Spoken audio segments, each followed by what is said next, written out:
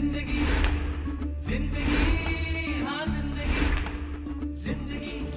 नमस्कार. रेडिओ विश्वास 90.8 community radio, तुमचं जगणं तुमचा आवाज. श्रोते हो, आज आपल्याकडे पाहुणे आलेले आहेत अबोली आनंद. अबोलीजी, खूप खूप स्वागत आहे तुमचं रेडिओ विश्वासवर.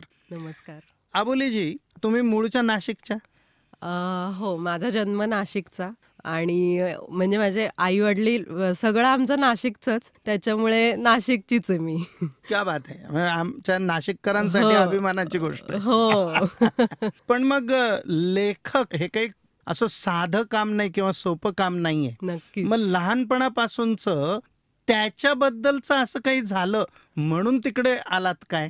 ऍक्च्युली असं काहीच नाही, कदाचित ते उपजतच असावं. कारण मी लहानपणापासूनच अशा शीघ्र कविता किंवा म्हणजे मी हलकं फुलकं असं फार काही करायचे नाही. असं वास्तववादी लिखाण वगैरे असं कविता करायचे, छोट्या 4 ओळ्या करायचे. माझ्या खूप साऱ्या डायऱ्या आहेत ज्या खूप मी लहानपणापासून काय काय लिहायचे. त्यातलं बरंचसं मी टाकून पण दिलंय, कारण ते अगदी लहानपणी लिहिलेलं होतं आणि तेव्हापासून कदाचित उपजतच असेल मे बी ते. पण तेव्हापासून मी लिहायचे आणि पुढे पुढे जाऊन मग मला थोडी जशी जशी प्रगल्भता येत गेली तसं तसं वाचन करणं असेल, चांगल्या चांगल्या कादंबऱ्यांचं वाचन. आमच्या घरातच मुळात सगळ्या राजा शिवछत्रपती, छावा, युगंधर, ययाती यासारख्या कादंबऱ्या असायच्या. त्यामुळे चांगलं चांगलं वाचन, चांगल्या गोष्टी कानावर पडणं. माझे बाबा लहानपणापासून गोष्टी, महाभारत, रामायण या सगळ्या गोष्टी, शिवाजी महाराजांच्या गोष्टी, सगळं लहानपणापासून हे सगळं सांगायचे. त्यामुळे वेगळ्या वेगळ्या माध्यमातनं ते उपजत असं कदाचित ते जास्त त्याला खतपाणी घातलं गेलं असावं. आणि जशी जशी प्रगल्भता येत गेली तसं तसं मग हळूहळू थोडं म्हणजे शब्दरचना, अजून चांगल्या पद्धतीने भावना मांडणं वगैरे, असं हळूहळू ते म्हणजे जास्त चांगलं होत गेलं. पण मग आमच्या श्रोत्यांना तुम्ही अनेक कविता लिहिल्या म्हणतात, चारोळ्या लिहिल्या म्हणतात, मग त्यापैकी काही ऐकवता येईल का? हो, येईल ना. पाऊस पडत असताना ही चारोळी मी केलेली आहे. असं छान पावसाळी वातावरण होतं आणि थोडंसं एक वेगळा मूड होता त्या मूडमध्ये. तर मी वाचून दाखवते. घननिळा आज मेघ बरसला, जसा कृष्ण सखा हा भेटीस आला. तपस्वी जन्म झाला आत्मा घनश्याम, गोकर्ण फुलला जसा श्वास कृष्ण झाला. क्या बात आहे. वा वा, छान. पण मग असं काही वाटतं का की आपण जे वाचतो किंवा ज्या कविता ऐकतो, कविता वाचतो, एखाद्या लेखकाला ऐकतो, त्यांचं बोलणं ऐकतो, वाचन वाचतो, त्याचा परिणाम आपल्या लेखनावरती किंवा कवितांवरती होत असतो? नक्कीच होत असतो. ऍक्च्युली मी असं कधी कोणाला म्हणजे श्रोती म्हणून कधी कोणाला असं ऐकलं नाहीये. पण मी वपूंची खूप फॅन आहे, वपू काळ्यांची. कारण का तर मी वपू काळ्यांची जवळजवळ सगळी पुस्तकं वाचली आहेत आणि त्यांची एक वास्तववादी लिखाणाचं जे शैली आहे, तर ती शैली मला खूप भावली अगदी लहानपणापासूनच. त्याच्यामुळे मग मला असं म्हणजे वास्तववादी, माझ्या प्रत्येक म्हणजे अगदी असं फेरी टेलला सुद्धा एक वास्तवाची किनार वगैरे असं पद्धतीचं मला ते लिहायला एक म्हणजे आवड आणि साधारण तशी प्रेझेंट करण्याची पद्धत, तसं ते तयार होत गेलं आपोआप. पण मग चारोळ्या किंवा कविता ह्या आतापर्यंत किती झाल्या असं काही सांगता येईल? जसं मी म्हटलं तसं भरपूर साऱ्या डायऱ्या भरल्या आहेत. त्यातल्या मी काही टाकून सुद्धा दिल्या आहेत, काही वह्यांची पानं इकडे तिकडे पडली आहेत आणि अगदी मी आता एक फायनल मी अशी डायरी केली, त्यात मी अगदी निवडून चांगल्या चांगल्या फक्त ठेवल्यात. सो पण मग आता म्हणजे प्रत्येकाचंच स्वप्न असतं की त्या कवितांचं पण पुस्तक व्हावं, असं काही? हा, पण त्याला अजून भरपूर कार्य करून मग मग त्यानंतर नक्कीच करेल. कारण मी अजूनपर्यंत कविता, चारोळ्या कधी कोणाला ऐकून नाही. म्हणजे अगदी जे माझे फक्त क्लोज आहेत तेवढ्यांनाच. पण मी असं प्रेझेंट कधी केल्या नाहीये, त्यामुळे मला नक्कीच आवडेल. पण मग आमच्या आता अत्यंत क्लोज असणाऱ्या आमच्या श्रोत्यांसाठी सुद्धा एखादी कविता? नक्कीच. पर्णफुलाच्या ओथंबलेल्या गंधासारखा हा श्वास थंडगार धुक्याच्या कवेत विरघळून जावा. जाणीवा बोथट होऊन चिंब पावसाप्रमाणे भिजून जाव्यात. भिजलेल्या जाणीवांना न्याहाळताना कोरडी काया उत्स्फूर्त व्हावी. हा सारा शृंगार शेवटी मनातच फुलावा. गर्द पावसाच्या आड चोरून पाहताना स्वतःशीच लाजावा. क्या बात आहे, सुंदर. वा, कविता तर खूप सुंदर होती. पण मग कवितांकडनं लेखनाकडे कशा वळलात? ॲक्च्युली तसंच तेच झालं. लॉकडाऊनमध्ये मला वेळ मिळाला चांगल्यापैकी आणि लॉकडाऊनमध्ये मी भरपूर वाचन केलं. पण मुख्यतः सांगायला मला आवडेल की लॉकडाऊनमध्ये मी ज्ञानेश्वरी आणि भगवद्गीता वाचली, अभ्यासली आणि माहिती नाही कसं, म्हणजे मला आता एक्झॅक्ट सांगता नाही येणार, नेमकं मला सांगता नाही येणार की कुठल्या पॉइंटला मला असं वाटलं की मी कर्णावर लिहावं आणि ते पुस्तकाच्या रूपाने लिहावं. पण एक दिवस अशीच सुरुवात झाली आणि सुरुवात झाली ती फ्लो वाईज सगळं ते होत गेलं. पण खरं सांगायचं तर कर्ण हे पात्र मला पहिल्यापासून खूपच भावलं होतं आणि मे बी ती प्रेरणा तशी म्हणजे कुठेतरी मनात ते होतं की त्याविषयी आपल्याला मांडायचं एक वेगळ्या पद्धतीने. त्यामुळे मग कदाचित तशा पद्धतीच्या लेखनाला सुरुवात झाली असावी. पण ते सगळं आपसुकच झालं, असं काही ठरवून केलेलं नाहीये. पण मग कर्णावर अगोदर काही लेख वगैरे लिहून मग का डायरेक्ट पुस्तकाला सुरुवात? डायरेक्ट क्या पुस्तकाला बात सुरुवात. आहे. नाव सुद्धा चिरंजीव लिहिलेलं आहे या पुस्तकाचं. हो. आणि चिरंजीव म्हटलं तर आपल्याला लगेच लक्षात हो. येतो अश्वत्थामा, हो. म्हणजे महाभारताच्या हो. बाबतीत. पण आपण कर्णावरती लिहून सुद्धा हो. चिरंजीव नाव दिलं, हो. याचं काही वेगळं कारण? हो, कारण मुळात माझ्या पुस्तकाचा आशयच हा आहे की कर्ण हे एक ऐतिहासिक पात्र आहेच आणि प्रत्येकजण त्याच्याकडे वेगळ्या वेगळ्या दृष्टिकोनातून त्या पात्राकडे बघत आलाय आजपर्यंत. पण मला असं वाटतं की म्हणजे माझ्या पुस्तकात कर्णाने त्या प्रसंगी, कर्णाच्या आयुष्यात जेवढे प्रसंग आले त्या प्रसंगात त्याने ज्या इमोशनल मेंटल स्टेट मधनं तो गेला आणि त्याचे मेंटल स्ट्रगल्स थोडक्यात सांगायचं झालं तर ते मला कुठेतरी रिलेव्हंट वाटतात आत्ताच्या जगाशी. म्हणजे आत्ताचा माणूस जो काही स्ट्रगल करतोय, कुठलाही माणूस, कुठल्याही प्रोफेशन मधला माणूस किंवा कुठलाही सामान्य माणूस, जी त्याची मेंटल स्टेट म्हणजे मानसिक पातळीवर जे त्याचे स्ट्रगल्स आहेत ते मला कुठेतरी रिलेट करावेसे वाटले कर्णाशी. आणि मग त्या दृष्टीने कर्ण कसा अजूनही ह्या युगात सुद्धा कर्ण आपल्यामध्ये जिवंत आहे आणि आपण कसे कर्णासारखे म्हणजे लढा देतोय आयुष्याला, मानसिक पातळीवर.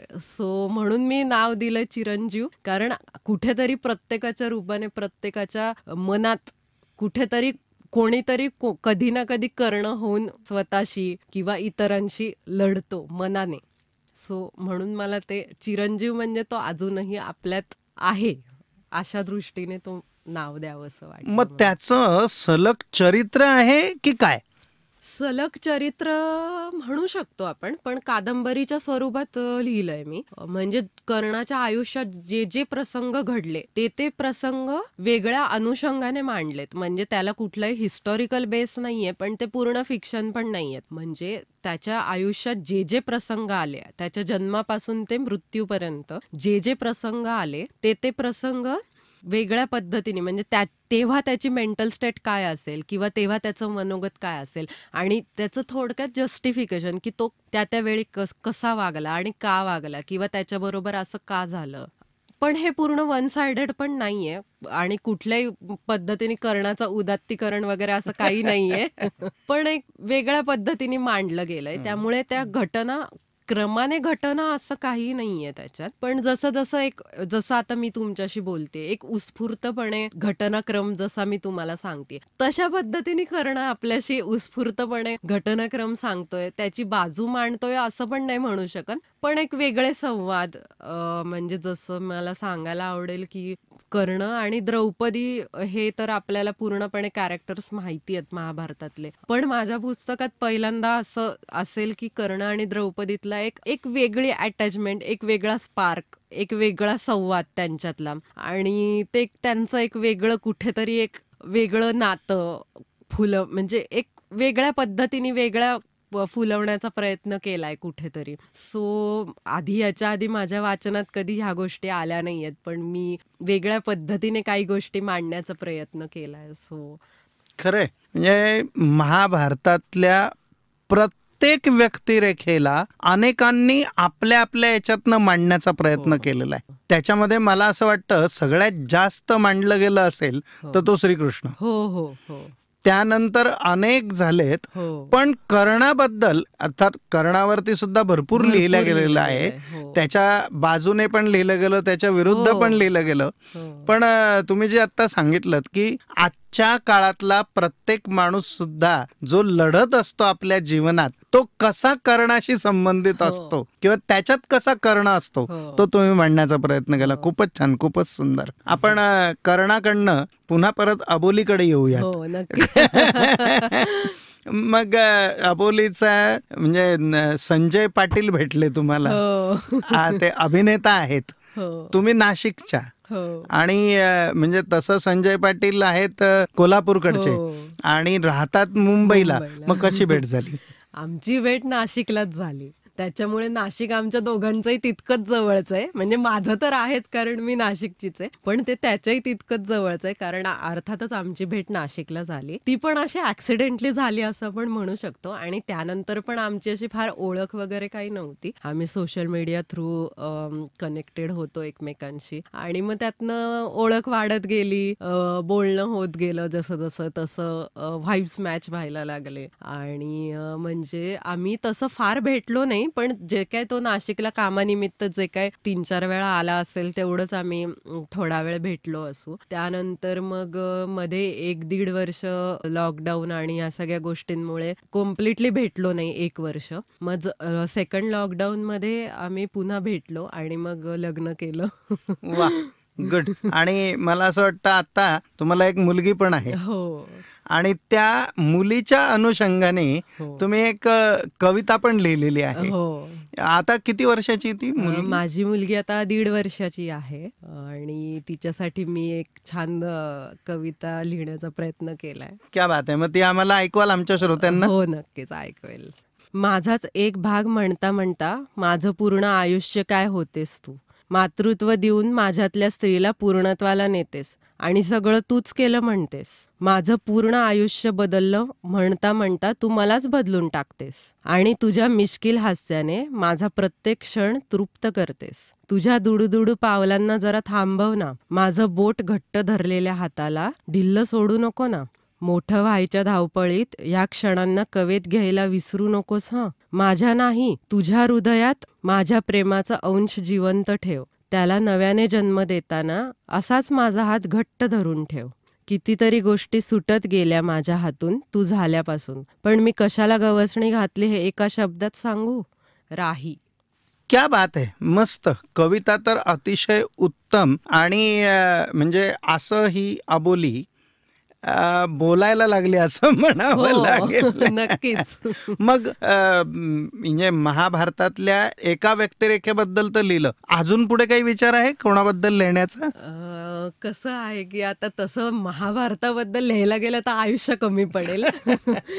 पण मला असं वाटतं की मी स्वतः त्यातनं बाहेर यायचं थोडंसं ठरवलंय. कारण मी अगदी माझे खरा अनुभव सांगते की मी जेव्हा कर्णाविषयी लिहित होते तेव्हा मला 1-2-3 वर्ष मी त्याविषयी लिहित होते आणि मी जशी जशी लिहायचे तसं तसं मी त्या मेंटल स्टेटमध्ये जायचे आणि मी रडायचे. भरपूर गोष्टी माझ्या मानसिक उलथापालथी व्हायच्या. म्हणजे अगदी त्या कॅरेक्टरमध्ये घुसून ते सगळं स्वतः अनुभवतीये अशा ह्याने ते लिहावं लागतं. म्हणजे कुठलंही लिखाण दमदार होण्यासाठी किंवा ते वाचकांना भावण्यासाठी पूर्णपणे त्याच्यात शिरून, त्या कॅरेक्टरमध्ये शिरून त्याचा पूर्णपणे उहापोह करून मग ते लिहावं लागतं. त्यामुळे तसंच माझ्यासोबत झालं. मला प्रचंड त्रास सुद्धा व्हायचा. मी अगदी रडायचे आणि अगदी मला म्हणजे माझ्या आजूबाजूच्यांना कळायचं नाही हिला काय झालंय असं व्हायचं. त्याच्यामुळे सध्या मी ठरवलंय की आता हिस्टॉरिकल कॅरेक्टर्समधनं बाहेर यायचं थोडंसं आणि थोडं वास्तववादी काही छान लिहायचं. थोड्या लव्ह स्टोरीज लिहायच्या, वास्तववादी लिहायचं, काही फिल्मचे स्क्रिप्ट्स लिहायचे ज्याच्यावर माझं काम पण सुरू आहे. काही शॉर्ट फिल्म्स लिहिल्या आहेत मी. सो थोडंसं एक मध्ये थोडंसं ह्या गोष्टी करायच्या आणि मग पुन्हा काही गोष्टी डोक्यात आहेत त्या सायमल्टेनियसली चालू राहतीलच. वा, क्या बात आहे. पण मग जोडीदार अभिनय क्षेत्रामध्ये आहे हो.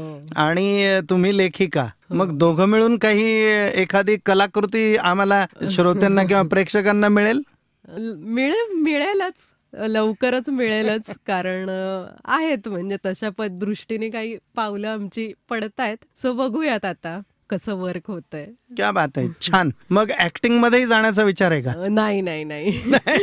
जे आपल्याला छान जमतंय ते करावं. त्याच्यामुळे जे आपलं छान जमतंय आणि मुख्यतः माझं स्वतःचं पॅशन आहे रायटिंग. त्याच्यामुळे म्हणजे ॲज अ रायटर मला माझं स्वतःचं पॅशन आहे की काहीतरी क्रिएट करायचं आणि ते प्रेझेंट करायचं काम तर संजय करतोच आहे उत्तम पद्धतीने. त्यामुळे मला काही गरज वाटत नाहीये प्रोफेशन चेंज करायची. श्रोते हो, चिरंजीव या नावाची एक कादंबरी अबोली आनंद यांनी लिहिली.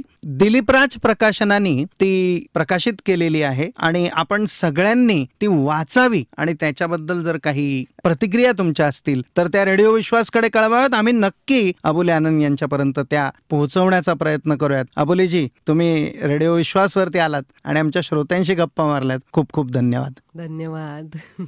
तेव्हा श्रोते हो, या होत्या लेखिका अबोली आनंद आणि तुम्ही ऐकत राहा रेडिओ विश्वास 90.8 कम्युनिटी रेडिओ. तुमचं जगणं, तुमचा आवाज. जिंदगी